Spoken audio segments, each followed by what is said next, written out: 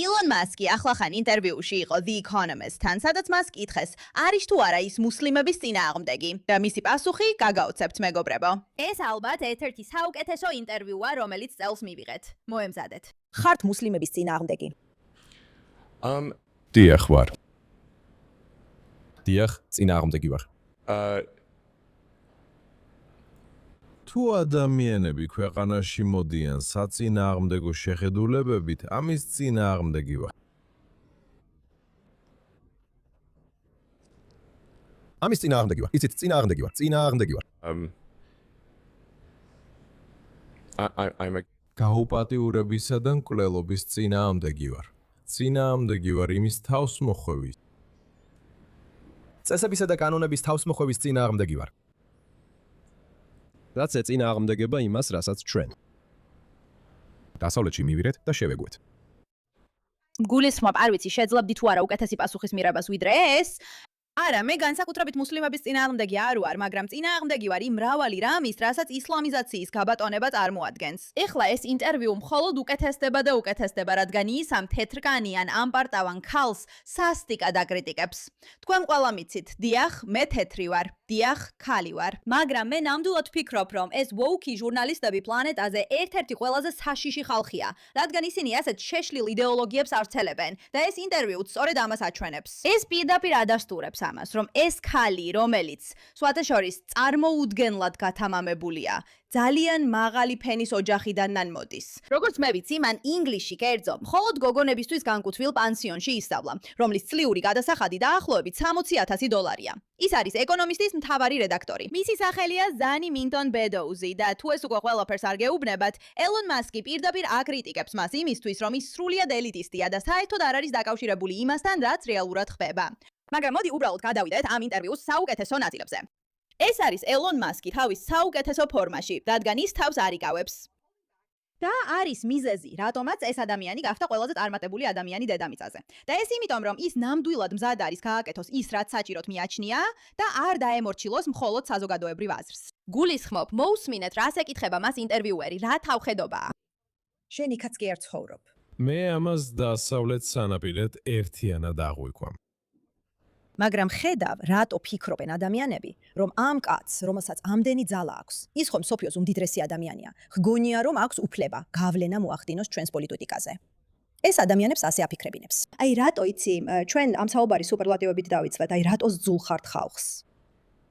გულისხმობ, ზოგიერთ ადამიანს ნამდვილად ზულხართ. გულისხმობ, ის სინამდვილეში ინტერვიუში ეუბნება ილონ მასკს, რომ ხალხს უყვარს ის თავისი შეხედულებების გამო. მოდი მოусმინოთ, რა სიტყვის ის. გამარჯობა, დიახ. ზოგადად ადამიანს მართლაც უყვარს. მაგრამ გესმით რატომ? ფიქრობთ, რომ ის, რასაც აკეთებთ, დასავლური დემოკრატიისთვის სასარგებლოა? შეიძლება ზოგიერთ ადამიანს მართლა უყვარვარ და ეს ალბათ მართალია. არ მადარდებს. მაგრამ ფაქტია, როგორც თქვენ აღნიშნეთ, რომ 250 მილიონი ადამიანი გამომყვება, რაც ნიშნავს, რომ ბევრად მეტ ადამიანს რეალურად მოუწონვარ ვიდრე არა. და ვფიქრობ, ბევრად მეტი ადამიანი გძულთ თქვენ და მედიას, ვიდრე წარმოგიდგენიათ. გულისხმობ, გულისხმობ, გულისხმობ, გულისხმობ, გულისხმობ, გულისხმობ, გულისხმობ, გულისხმობ. 250,000. 250 მილიონი ადამიანი გამომყვება და მისმენს, მაგრამ ხალხს სძულს მედია. იცით ეს? იცით ეს? ვგულისხმობ, ეს ფანტასტიკურია, რადგან ის მართალია. იმიტომ, რომ მედიამ იმდენი ზიანი მიაყენა, რასაც ელონ მასკი, ღმერთს მადლობა, ცდილობს გამოასწოროს. შეგიძლიათ წარმოიდგინოთ სამყარო, სადაც ელონ მასკს არ სჯეროდა სიტყვის თავისუფლების. სამყარო, სადაც X ნამდვილად არ არსებობდა, სადაც მსოფლიოს უმდიდრესი ადამიანი ცდილობდა გიჟური იდეოლოგიები გაეტარებინა, როგორც ამას ამ ეტაპზე მსოფლიოს ბევრი უმდიდრესი ადამიანი აკეთებს. გულისხმობ, ის ამჟამად ინტერნეტში ერთპიროვნულად იცავს სიტყვის თავისუფლებას. და საოცარია ამის ნახვა, რადგან ის მაინც საღად მოაზროვნეა.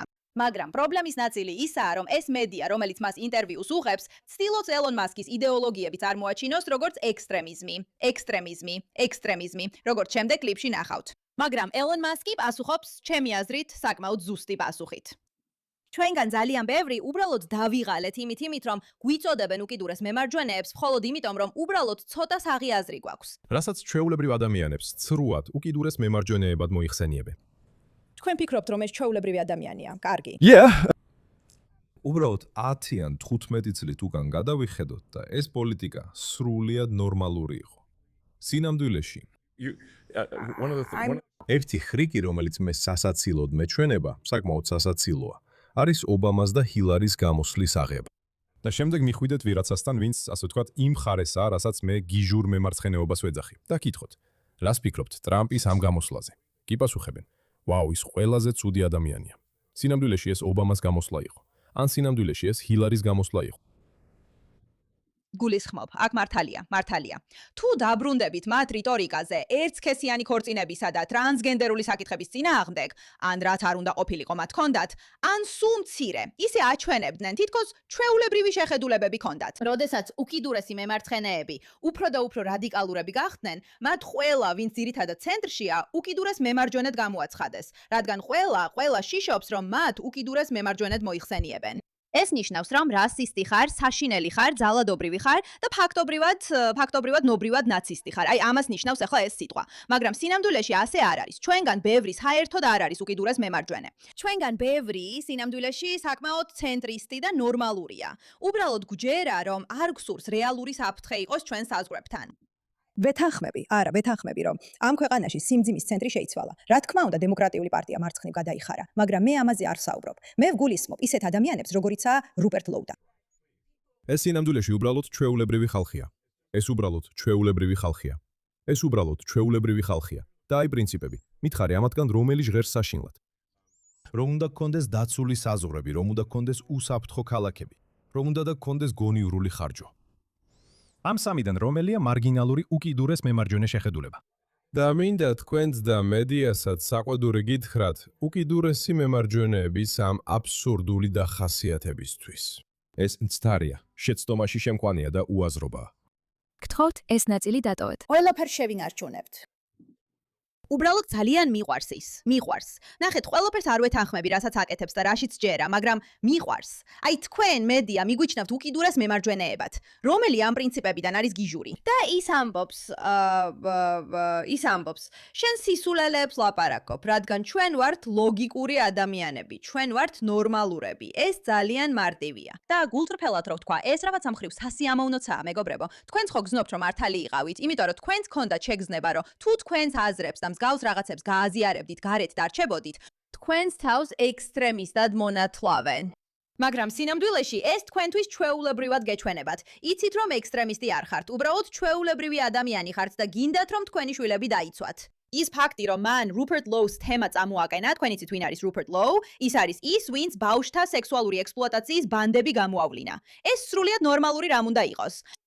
თუ თქვენს ქვეყანაში სისტემურად მოქმედებს გაუპატიურების ბანდების ქსელი და ვიღაცა ცდილობს ამის გამომზრავნებას, ეს არ არის უკიდურესად მემარჯვენეს აქციელი.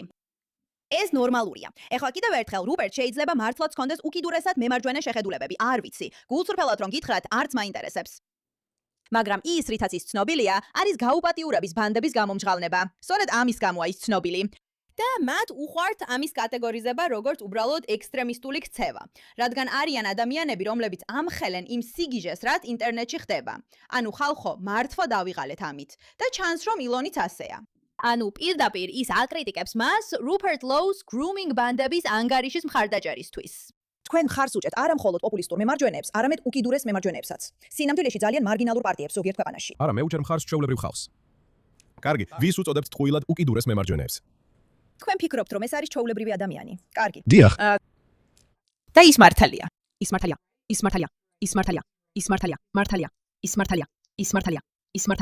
ჩვენ ჩვეულებრივი ადამიანები ვართ, ვისაც არ მოგწონს არასრულწლოვანთა სექსუალური ექსპლუატაციის ჯგუფების იდეა და არ მოგწონს ჩვენი ქვეყნების ექსტრემისტული იდეოლოგიებით დაპყრობის იდეა.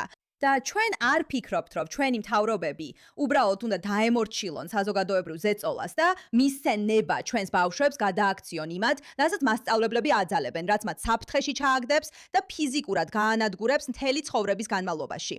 ეს ნორმატიული პოლიტიკებია. ნორმალურია და მაინც ჩვენ მიგვიჩნევენ უკიდურეს მემარჯვენეებად. ვერ გეტყვით, რამდენჯერ დამიძახეს უკიდურესი მემარჯვენე. და მე ნამდვილად ძალიან შორს ვარ ამისგან.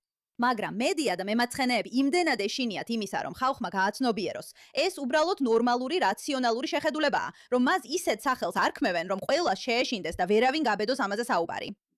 და როცა ეს ადამიანი, ეს რედაქტორი, რაცაც უნდა იყოს მისი სახელი ვერ ვიხსენებ მის სახელს ზანი მინტონ ბედოსი. ეკითხება მას, რატო საუბრობს ასე აქტიურად ინგლისში მიმდინარე მოვლენებზე. გულისხმობ მისი შეხედულება ასეთია. ნახეთ, ინგლისი უბრალოდ მაგალითია იმისა, რაც დანარჩენშიც მოხდება. ეს ჯინ ბელეგრინოსგანაა. ეკონომისტის მთავარი რედაქტორი სანი მინტონ ბედოსი სწავლობდა კერძო გოგონების პანსიონში შროფშირში, სადაც სწავლის საფასური 50,000 დოლარამდეა. ის შროფშირში დაიბადა და გაიზარდა, რომელიც ინგლისის ერთ-ერთი ყველაზე შეძლებული სოფლის რაიონია. ის აკრიტიკებს ილონ მასკს და ამბობს, რომ ის ცდება დიდ ბრიტანეთში. მასკი კი პასუხობს, რომ ის იზოლირებულ გარემოში ცხოვრობს. მოდით ვნახოთ. ისინი ამბობენ ისეთ რაღაცებს, როგორიცაა ციტატა. სამოქალაქო ომი ბრიტანეთში გარდაუვალია. უბრალოდ დროის საკითხია. Trent, yes. ბოლოს როდის იყავით დიდ ბრიტანეთში? რამდენიმე წლის წინ. ზუსტად, მე იქ ცხოვრობ. სულ იქ ვარ. ეს ახალია. თქვენ ჩაგეტილი ცხოვრებით ცხოვრობთ? არა. სინამდვილეში არა და ციფრებიც ამტკიცებს, რომ თქვენ არასწორად ამბობთ. ყველა მონაცემი აჩვენებს, რომ ლონდონი ბევრად უფრო უსაფრთხო ქალაქია, ვიდრე ნებისმიერი ქალაქი ამერიკის შეერთებულ შტატებში. ძალადობრივი დანაშაული დიდ ბრიტანეთში არ არის ისეთი მაღალი, როგორც თქვენ ფიქრობთ. სინამდვილეში ის იკლებს. თქვენ შექმენით ესეთი წარმოდგენა და რადგანაც თქვენ ძალიან ბევრი მინდევარი ყავთ, ბევრი ამერიკელიც ასე ფიქრობს, თითქოს ევროპა და დიდი ბრიტანეთი თითქოს, იცით, საშიში მუსლიმი მიგრანტებით არის სავსე. თითქოს ყოველ კუთხეში გაუპატიურებაა. თითქოს ცივილიზაციის განადგურებაა. მე მსგავსი არაფერი მithkoms. თუ თქვენ დიდი მე მსგავსი არაფერი მithkoms. მე ისინი მიყვარს. ის ამბობს, არა, მე ეს არ მithkoms. შენ ამბობ ამას. მე მსგავსი არაფერი მithkoms. და მზარდი, სწრაფად მზარდი ადამიანების ჯგუფი, რომელთა რწმენებიც დასალური ღირებულებების საწინააღმდეგოა. რაღაც მომენტში პასუხისგების დრო დადგება. ის არ ცდება. და ნახეთ, ჩვენ არ გვინდა სამოქალაქო ომი, მაგრამ გსურს, რომ ინგლისი და ევროპა ისევ ნორმალურ ადგილად იქცეს. და როცა ყავს ეს ლიბერალი მემარცხენეები, ადამიანები, რომლებიც The Economist-ში უმაღლეს პოზიციებზე აღწევენ, იმიტომ რომ ისინი წარმოუდგენლად განათლებულები არიან და ძალიან კარგად აქვთ კავშირები. ისინი არ არიან უბრალო ხალხი. ისინი არ არიან ის ადამიანები, ვინც ახლა ღელავენ. რა თქმა უნდა, არა. ეს ღარიბი ხალხია. ეს არის სხვადასხვა თემებში მცხოვრები ადამიანები, რომლებიც გადათელეს, თუ ასე ფიქრობთ. The Economist-ის მდიდარი ელიტური ხელმძღვანელები ქალაქებში იცხოვრებენ, როცა ბავშვთა ექსპლუატაციის ბანდები იქ იქნებიან, შენ სულელი ხარ. მაგრამ ფაქტია, რომ მას სურს წარმოადგინოს ინგლისის ამბავი, თითქოს დანაშაული იკლებს, ესაუბროს რეალურ ადამიანებს ინგლისში. მოისმინე, რას ამბობენ ისინი იმ დაპატიმრებებზე, რომლებიც დაკავშირებულია ბავშვთა ექსპლუატაციის ბანდებზე საუბართან, რადგან ეშინიათ, რომ მათი გოგონები გარეთ გავიდნენ. გულისხმობ ასობით და ასობით ვიდეოა, მაგრამ რა თქმა უნდა, არიან ეს ელიტისტები, რომლებიც ამბობენ, არა, ჩვენი მძღოლები და დაცვის თანამშრომლები ყავს და თავს ძალიან კომფორტულად ვგრძნობთ. და ვფიქრობ, რომ მიუხედავად იმისა, რომ ილონ მასკი ამ ეტაპზე ტრილიონერია, ხდება რაც სინამდვილეში ხდება. და ეს არის ის, რაც ხალხს მასში მოსწონს. მიუხედავად იმისა, რომ მასში რაღაც ძალიან არანორმალურია, ასევე არის რაღაც ძალიან ნორმალური. მას მართლა ადარდებს ჩვეულებრივი ხალხი და ეს გულწრფელად თაკმაოდ სასიამოვნოა. მადლობა ამ საკითხზე ყურადღებისათვის.